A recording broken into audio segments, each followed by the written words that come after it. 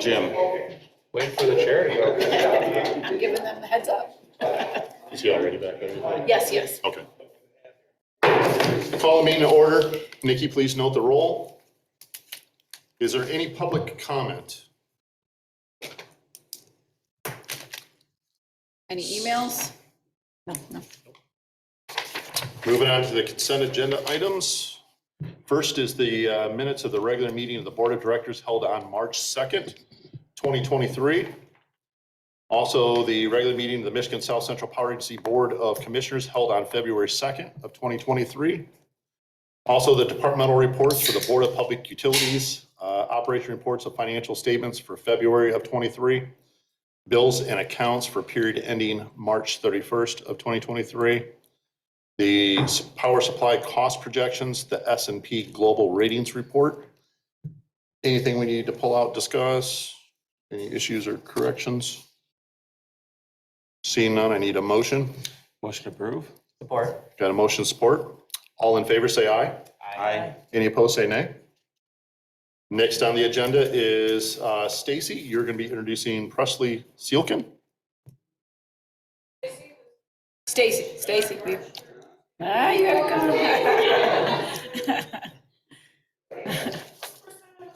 We want to make sure it's recorded so we can see how you do. Hi, I'm Stacy. This is Presley Silkin. She started March 13th as a CSR1.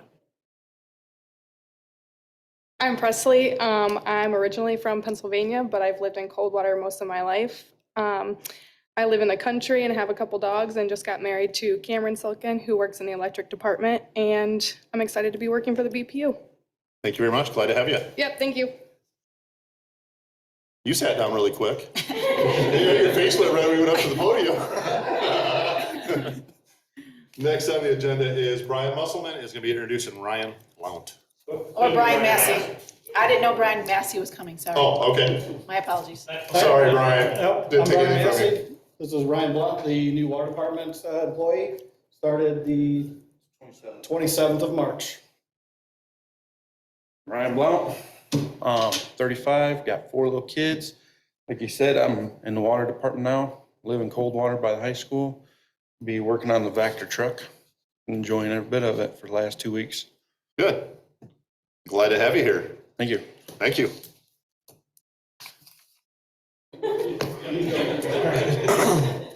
Thanks. Yeah. Next on the agenda is the dump truck number 23 replacement, John Springhall.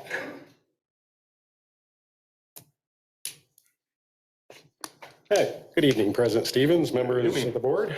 As we continue to provide reliable power, we need reliable equipment. And what you're seeing here is a bid for the replacement of our dump truck number 23. Primary purpose of this to haul transformers, line equipment, cross arms, things of that nature, to get jobs completed. So the bids were from 3 different companies, Cold Story, Napa Hyde, and Tri-State Equipment. All of these were through Michigan My Bid, so no competitive bids were needed. The total cost of that was $93,853.88. So at this time, we are recommending the replacement of this truck for this cost. What'd you say, how old is this truck right now? The truck that we have now is approximately 9 years old, or, sorry, 8 years old. Any questions for John on that? It's just had normal wear and tear and it's getting to the point. Yeah, normal wear and tear. We typically want to get these pieces of equipment replaced before they start having issues. There's nothing worse than having a piece of equipment go down when you're trying to restore power. So, Thanks, John. What's the desire of the board? I'll make a motion to approve. I'll support. Got a motion of support. All in favor, say aye. Aye. Any opposed, say nay. Motion passes. all right, thank you. Thank you. Next on the agenda is the filter and sodium hypochlorite improvement project. Brian Musselman this time. Good evening. So you remember we put out to bid this spring the filter rehab for the filters at the water treatment plant who are 27 years old, and some of the actuators on the valves are failing and leaking water into the actual valve itself. So that was part of the project. The other part was switching from chlorine gas to sodium hypochlorite. Safety issues, ease of requirements, so on and so forth. Engineering estimates were $1.1 million. The bids came in at almost $1.7 million. Most of it was on the hypochlorite side. So we ended up making a decision to split the two projects up. Still, when we get further in here, you'll see who the winning bidder was. It was Andy Egan Company, so we reached out to them and asked them if they could split the bid, just cut off the hypochlorite, just give us this filter rehab project, which they did.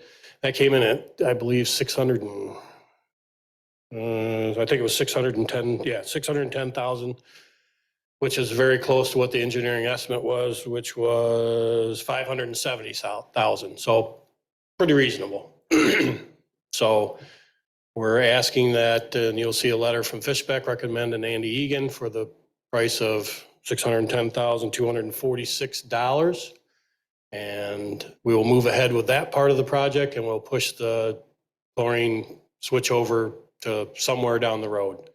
It also caused a lot of issues with Eagle as far as sampling, because they say we were changing processes, and I've been arguing with them, but to no avail. So they were making me do extra sampling and other stuff. So I'm not sure if that project will ever come back up. We'll have to see in the future. So any questions? I know this is a project we've been trying to do for how long? Yeah, it's been the 2.5 years we've been working on. Well, And ever the- since I've been on the board, we've talked about Yeah, getting rid of the gas. hypochlorite's been, 7 or 8 years, I think, total. And it just kept getting pushed off. It's not a matter of somebody's gonna get hurt with it. It's unsafe. It's just chlorine gas is very dangerous. So if we could get rid of it, it'd be a plus. But we take all the precautions in the world, so. And the sodium hypochlorite, that's cheaper. No, it's more expensive. expensive to but it's buy. It's more expensive to buy, but it's because you have to add more. Chlorine gas is 100%. Sodium hypochlorite is 65%. So you got to make up that 35% by adding more. Okay. So Any other questions for Brian? So we don't know if we're going to move forward with the other part then at this point. at this the point in time, future. we just pushed it back on the capital project. That plan will stay in place that we paid for. Okay. So in 3 years, let's say 3 years down the road, we decide we want to bid it out again. We already have all the specs and everything on hand. Okay. So it's not something they're going to hold the price for us. No, we don't want them to hold the price because the original bid was like 600,000 engineering estimates, and it came in at 1.2 million, so double. And a lot of it was just the tanks that holds the sodium hypochlorite. They had quadrupled in price, so. Okay, thank you. So are there any risks by not doing this second project? No, we have all new equipment in there. And like I said, we are 100% safe around that. All the precautions and extra precautions are taken. Any other questions for Brian? Seeing none, what's the desire of the board? Motion to approve? Support. Got a motion of support. All in favor, say aye. Aye. Any opposed, say nay. Motion passes. Next on the agenda is Brian again for the Clean Water State Revolving Fund. Even funner topic. So basically, I'm going to have Mike Harvey from Donahue come up here and give a presentation on the Clean Water State Revolving Fund, which this is the project plan that we have to submit for that. We went to last council meeting and set a date for April 24th for a public hearing. We have the plan on the website and everything, all the requirements are done. We have to submit by May 1st. So this is the next step in that process. So Mike Harvey from Donahue. How about that? Good evening. So I'm going to give you an update specifically about the project planning document and the project planning process. So that's one of the steps required in the application for funding. The city made an application. Oh, there we go. The city made an application, it's called an intent to apply.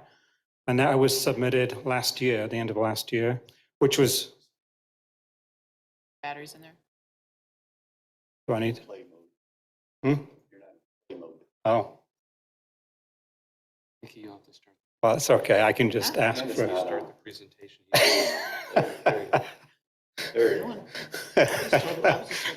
Okay.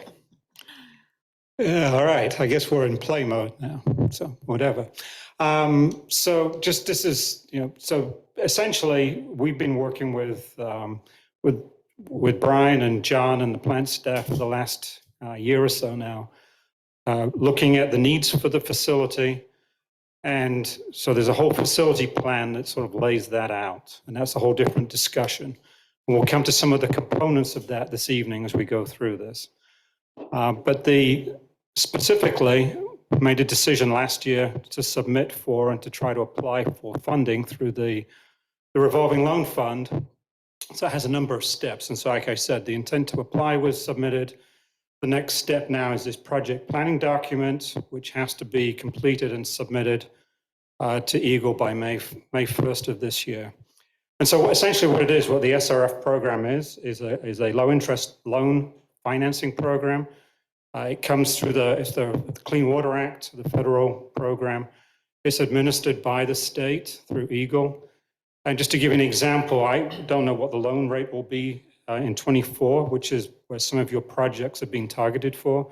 But right now, in the previous year's loan rates are 1.875%, just to give you a sense of kind of the loan rates and the benefit. There are also opportunities, depending on the community's status in terms of being overburdened, and we believe that Coldwater will be classified as overburdened, for some principal forgiveness. That principal forgiveness, again, and I want to tell you, make any promises because every year is different.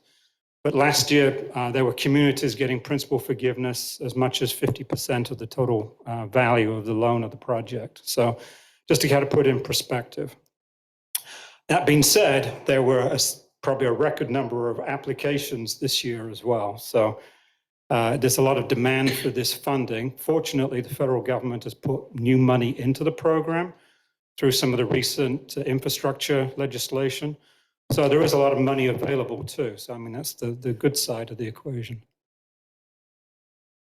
So as Brian said, the document is available on the city's website. One of the steps in the process is going through a public hearing and public notification process. That public notification was initiated already, and for the meeting on the 24th with the city council. This is the information that goes into a document. There's a background information, the need for the project, the alternative analysis and selective alternatives. We'll talk a bit more about that as we go along here, but a lot of that work is already done on previous work we've done in terms of the facility planning. And then you also have to look at some of the other aspects in terms of environmental impacts, public health impacts, and how you would mitigate those. And then, as I said, there's a public participation component.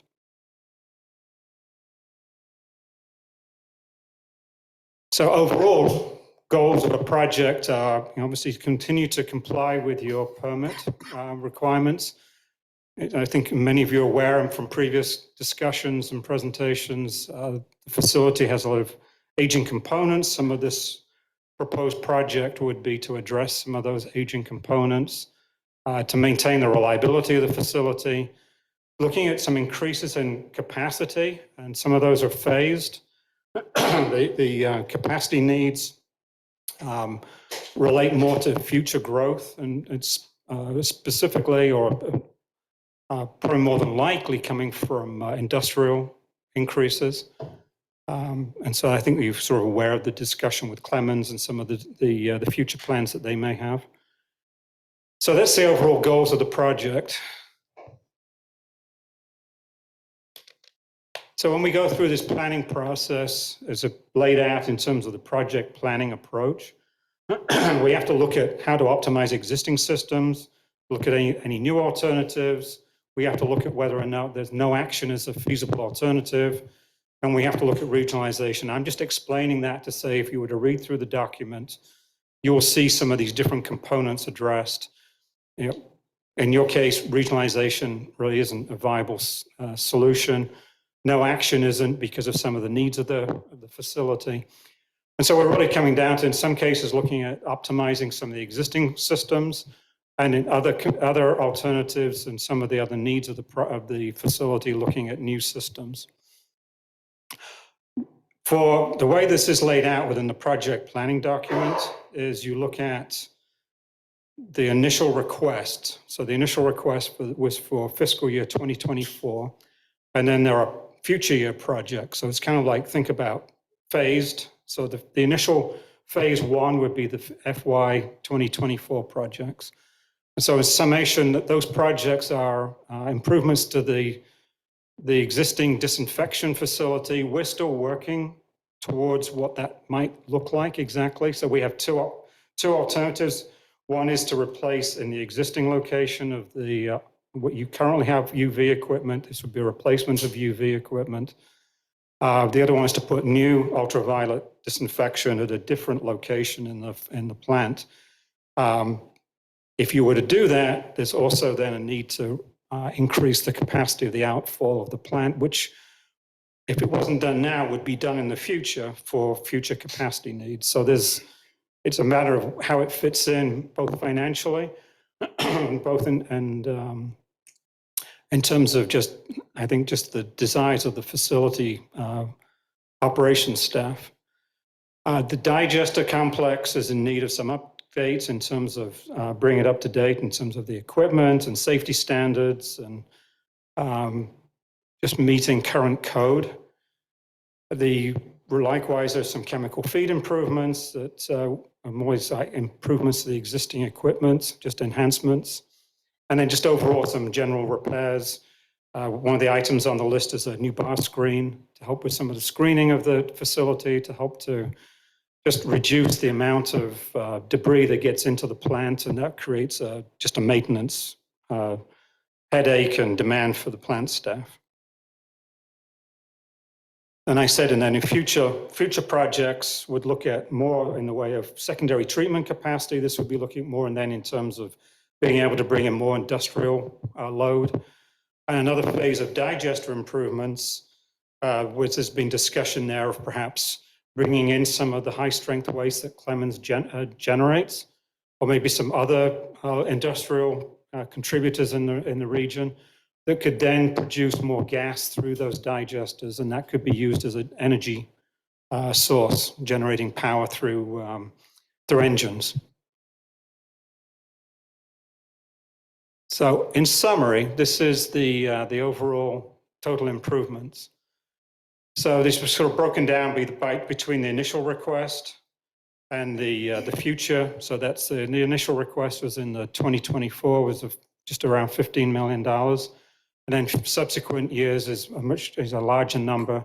What I would say about the future years is that's far less defined at this point. I think we're really focused on the specifics of the 2024 project.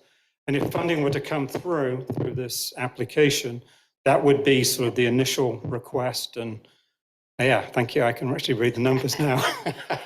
I try and do it from memory. So those total improvements. So that's just sort of lays out, and that's, if you were to go through the project plan document, you'd see all this in detail rolling up into this overall summary table.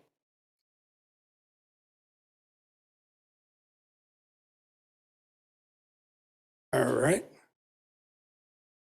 I guess we're not going forward anymore. Could you go forward, please?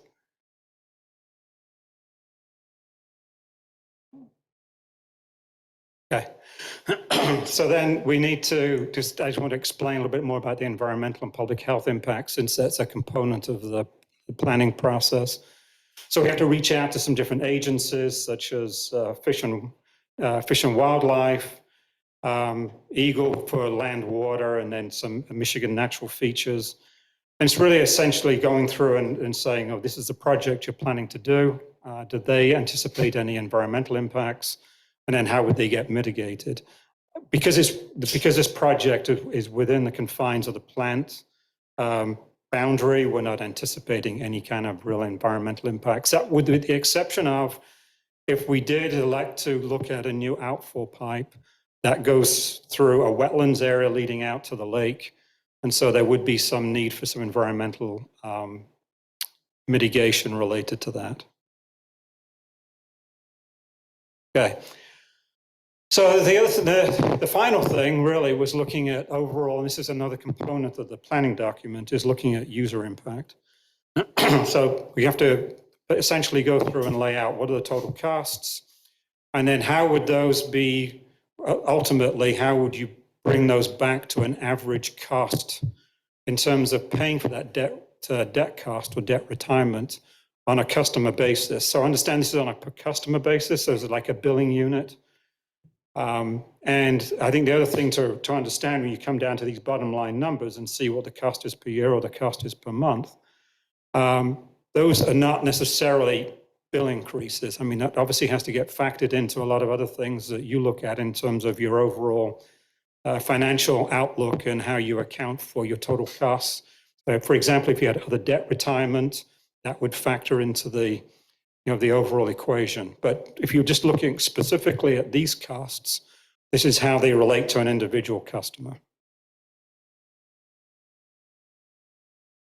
So I thought it was just important to say that in terms of any of this, this is not a commitment in terms of the funding of the project at this point in time. What it is going through the planning process to be able to put in the loan application and then ultimately see where you sit within that loan application process. Going forward with and accepting the loan and committing to projects is a future step, and you would have future opportunities to do that. So I think it's important for elected officials to understand that today you're not committing to this sort of total project. What you're really looking at is saying, yes, this is the process we're going through to continue with this application to find out where we fall within the funding process. And with that, any questions?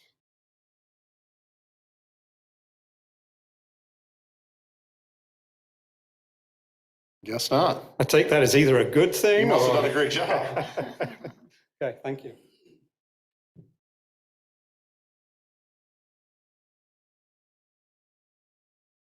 Don't need any action on that, do we? That's just an update? No, it's just an update to let you know why we're having our public hearing and that this is all part of something that you guys had approved previously to go ahead and submit for this potential funding source. Okay. Next on the agenda is the AMP Rice Peaking Project Lease and Interconnection Agreement. Andrew? Thank you, President Stephen, and good evening, members of the board. As you may recall, a couple of years ago, Coldwater was looking at participating in Project 5, or the 45 megawatts of natural gas project north of town.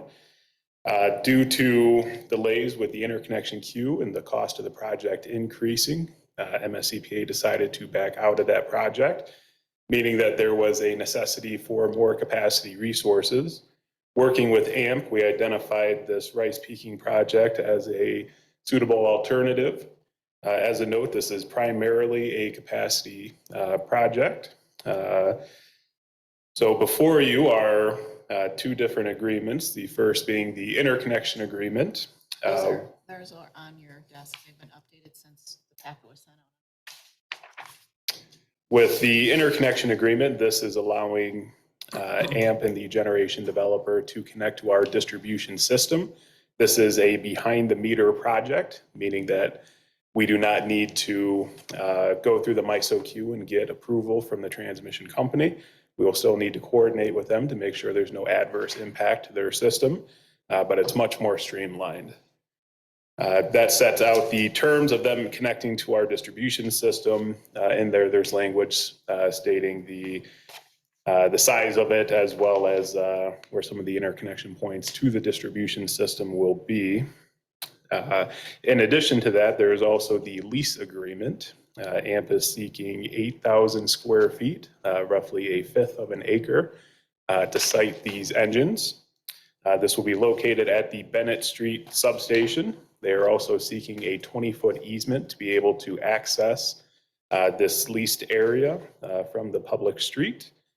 This will be located almost immediately east of the old generation station at that facility.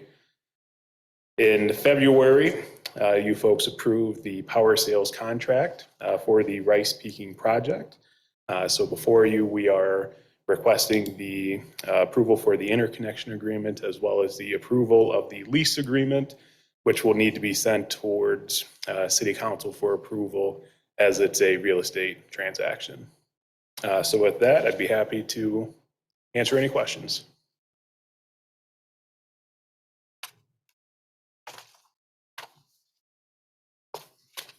What was the timeline again, as far as getting these in and done and going? So we are looking to get them in before the next planning auction, which would be June of next year.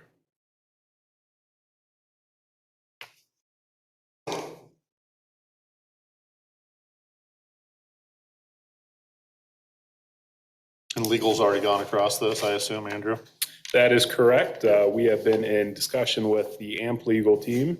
All of our requests have been changed in the documents aside from we would need to follow Ohio law instead of Michigan law to conform with the rest of AMP's policies. As they have member communities in 9 different states, they would prefer not to have law in 9 different states that they have to follow. Anything else for Andrew? Okay. Thanks, Andrew. Appreciate that. Thank you. What is the desire of the board on that for the interconnect agreement? Motion to approve. Support? Got a motion of support. All in favor, say aye. Aye. Any opposed, say nay. Motion passed. Back to public comment.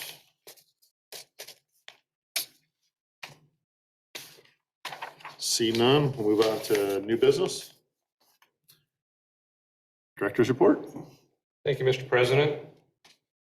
Members of the board, first thing we want to talk about is our power cost adjustment. So this month, power cost adjustment is 0.01071, and the secondary meter is 0.01103. Ticked up a little bit, and that has to just do with power supply cost as they've come through. Currently, the gas prices are still holding in the $3 range for the next foreseeable few months, 12 to 14 months is what they're showing. So hopefully we can maintain this level. The other thing too that we learned about is that the MISO auction, which is normally at the end of April, has now been postponed to the middle of May. So at our next board meeting, we won't be able to tell you the exciting news of where that auction fell until the June meeting. So, but we will, I'll send you out an email once we know where that falls. Personnel, as you saw, we've got a couple new employees that were recognized here. We got a couple more. Zachary Bauer has accepted a part-time help desk technician position. He's graduated from Coldwater High School and he works full-time at Century Bank and Trust, and his first day was March 6th.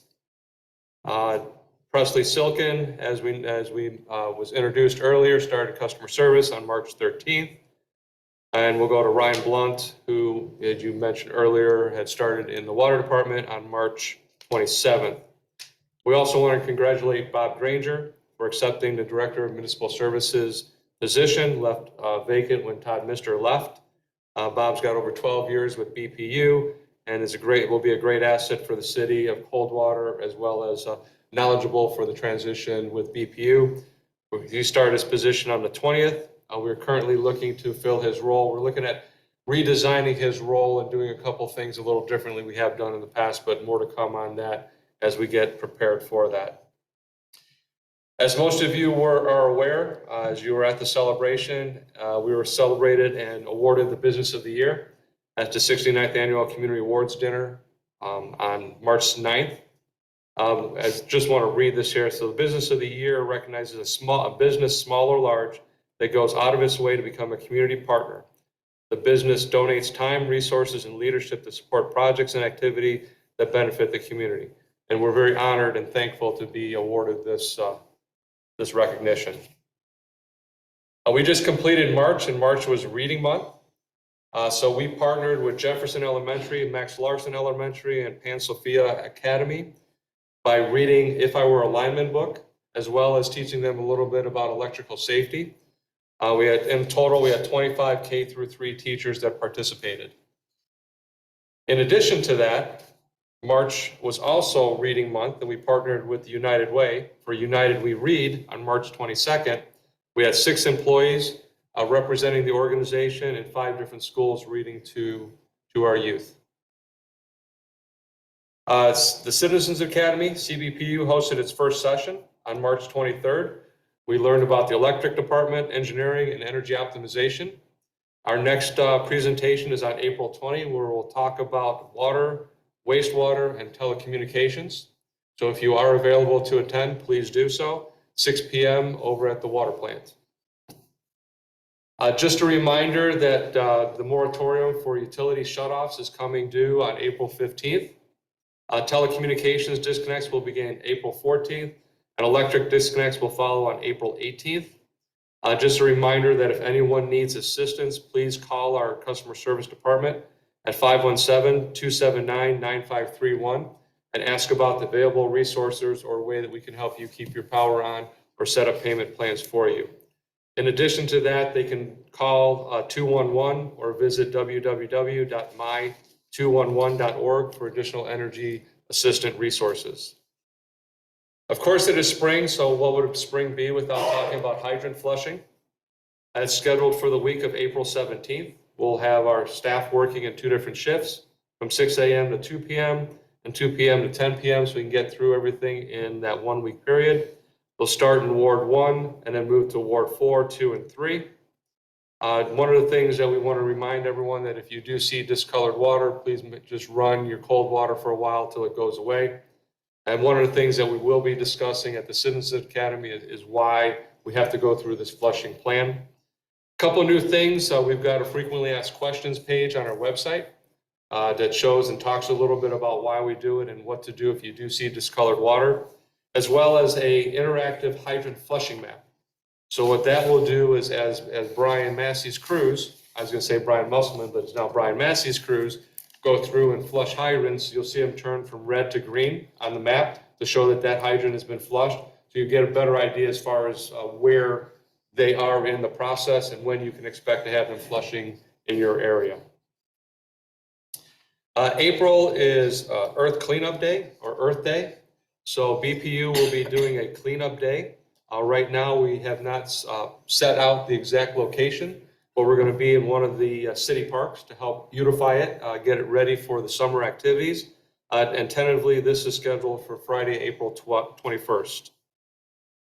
In Waterworks Park, as we all know, we're still working on trying to get funding to do the expansion there and the improvements there. But one of the things that was recently done is a lookout platform on the north side of the Sauk River was installed. We're looking at installing another one on the south side of the river next fall or next year. So please be aware of that moving forward.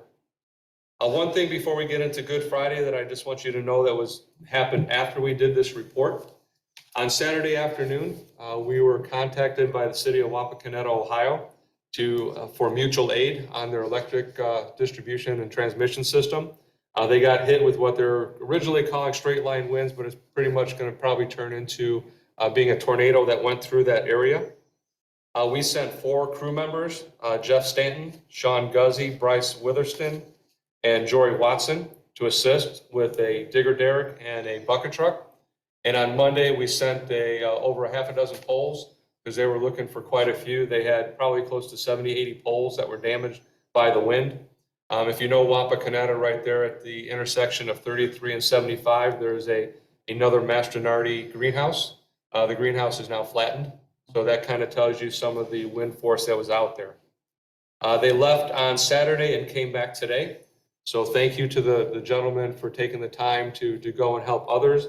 And just to get an idea as far as the sheer size of it, there was 12 utilities that went and helped Wapakoneta do the restoration work. So hats off to them and thank you for their service.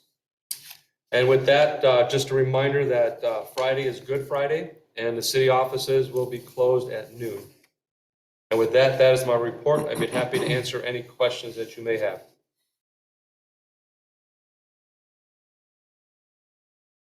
All right, well, Nikki reminded me too that we had won an award, Water Fluoridation Quality Award.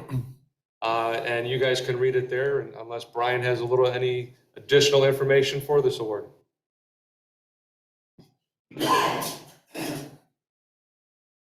Would just like you to know that there's 129 communities that add fluoride to the system, and all 129 communities won an award. So be proud. Grateful for those participation ribbons.